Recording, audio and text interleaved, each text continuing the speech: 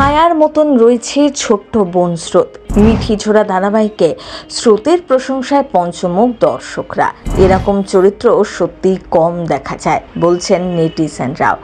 রাই নীলুকে সমস্ত বিপদের হাত থেকে রক্ষা করেছে স্রোত, একাই 100 স্রোতকে ভীষণ পছন্দ নেটিজেনদের। কিছুদিন আগেই সন্তানের জন্ম দিয়েছে রাই। তারপরই রাই অনির্বাণের জীবনে আসে অনির্বাণের ছোটবেলাকার বন্ধু সিমরান আসার পর থেকে রাই অনির্বাণের জীবনে অনেক ঝামেলা ঝগড়া হচ্ছিল। আসলে রাই সিমরানকে নিয়ে সন্দেহ করছিল। রাই ভেবেছিল সিমরান এবং অনির্বাণের মধ্যে অন্যরকম সম্পর্ক আছে, তাই তাদের সম্পর্কের প্রভাব পড়ছে।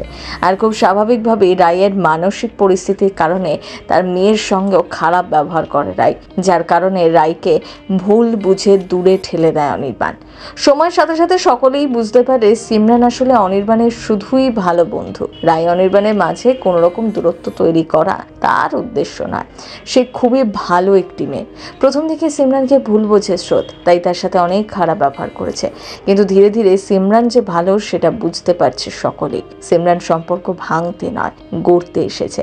কিন্তু বর্তমানে রাইয়ের মানসিক পরিস্থিতি খুবই খারাপ। বারবার অনির্বাণের থেকে অপমান, লাঞ্ছনা এসব সহ্য করতে করতে তার সহ্যের সীমা পেরিয়ে গিয়েছে।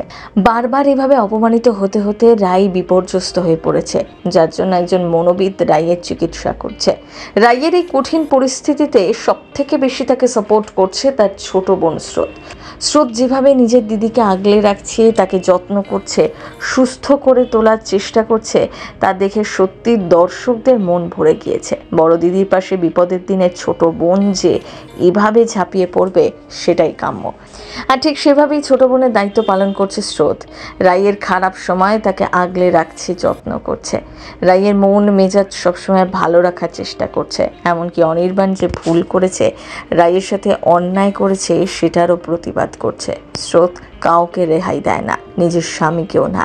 যেটা ভুল সেটা ভুল তার কাছে মুখের ওপর বলে দেয়। নিজের দিদিকে ভালো রাখার জন্য অনির্বাণের কাছ থেকে সরিয়ে এনেছে। স্রোতের এই চরিত্রটা বেশ পছন্দ দর্শকদের। এরকম পজিটিভ ক্যারেক্টার খুব কমই দেখা যায়।